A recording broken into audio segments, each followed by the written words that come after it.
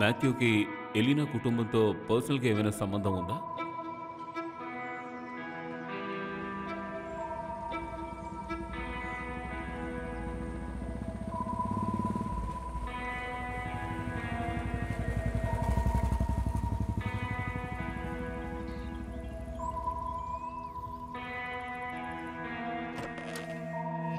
ఎవరు మీరు?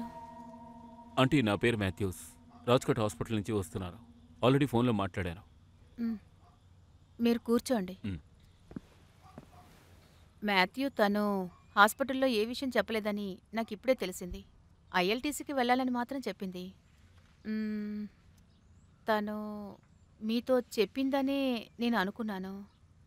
మీరు చెప్పిన తర్వాతే నాకు ఇప్పుడు తెలుస్తోంది. ఎలీనా మాట్లాడడం లేదా?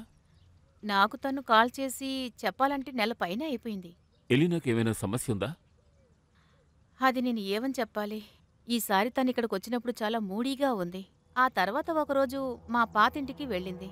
ఆ తర్వాత తను కళ్ళు తిరిగి కింద పడిపోయింది. పూర్వీకులింటికా?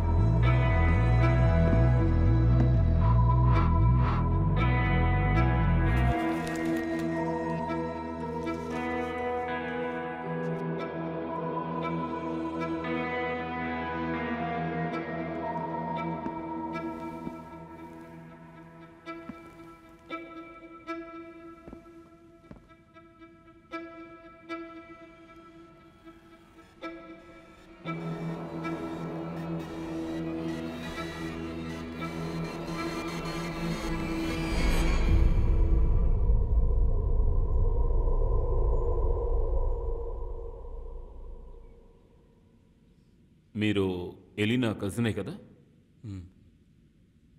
ఎలీనా గురించి ఏ విషయమూ తెలియలేదని వాళ్ళమ్మ నాతో చెప్పారు.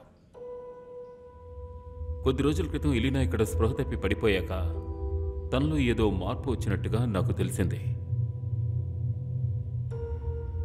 అసలు ఇక్కడ తనకేమైంది? ఎందుకని ఈ ఇంటిని మీరు కంటికి రెప్పలా కాపాడుతున్నారు? ఇది మా పూర్వీకుల ఇల్లు సార్. మా బామ్మున్నప్పుడు మేమందరం ఈ ఇంట్లోనే ఉండేవాళ్ళం. ఆవిడ ఇక్కడ ఒంటరిగానే ఉండేవాళ్ళు. కానీ ఉన్నట్టుండి ఒకరోజు కనిపించలేదు. మీకు ఇంకేమైనా తెలిస్తే నాకు చెప్పొచ్చు. ఎలీనా గురించి తెలుసుకోవడానికి మాత్రమే నేను ఇక్కడికి రాలేదు. సరే, మీరు వెళ్ళొచ్చు.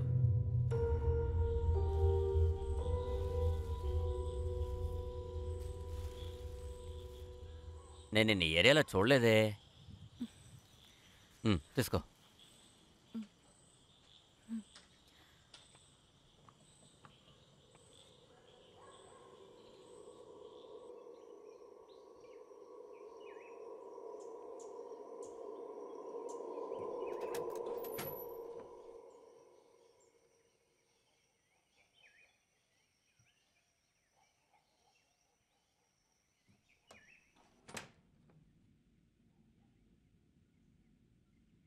హే, నీకు అసలు ఏమైంది?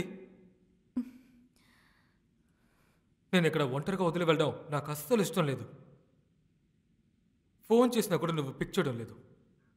అట్లీస్ట్ నువ్వేనా నాకు ఫోన్ చేసి మాట్లాడచ్చు కదా. అసలు నీకు ఏమైంది చెప్పు. ప్లీజ్, నువ్వు ఇక్కడి నుంచి వెళ్ళిపో. నేను అన్నిటినీ పోగొట్టుకున్నాను. నువ్వు ఇంకా మా అమ్మ, అందరినీ. ప్లీజ్ నన్ను ఒంటరిగా వదిలే.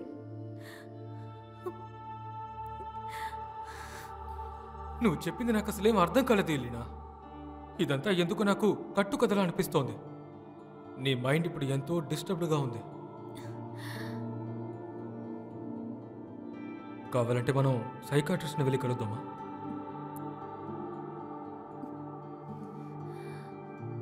నాకు పీరియడ్స్ రానే లేదు.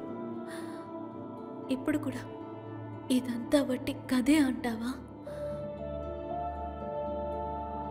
నువ్వు ప్రెగ్నెంట్గా ఉన్నావా?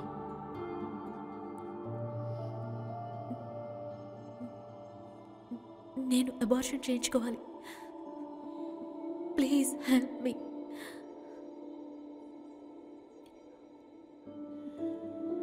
ఇక పైన ఇది కంటిన్యూ అవ్వకూడదు.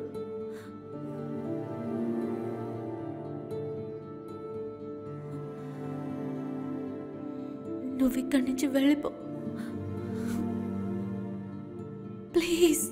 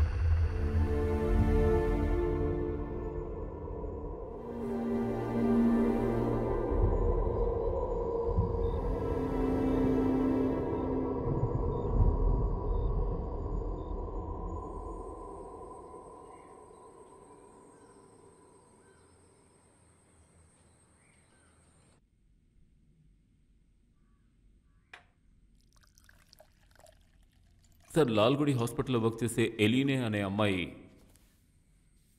I'm there. తను కనిపించకుండా పోయింది కదా? ఎస్. ఇంతకన్నా ఇంకేదైనా ఉందా? సార్, రేణుకా మేడం చెప్పిన యూరోపియన్ కాన్స్పరెన్సీలో ఒక మత గ్రూప్కి చెందిన ప్రెజెన్స్ గురించి చెప్పారు. తర్వాత మీరు చెప్పిన విశాఖపట్నం కనెక్షన్, అలాగే నేను జరిపిన ఫీల్డ్ విజిట్లోనూ నాకు అదే కన్క్లూషనే దొరికింది. అయితే ఏంటి? నేను ఆ మిస్ అయిన అమ్మాయి ఎలీనా వాళ్ళ ఊరికి వెళ్ళాను.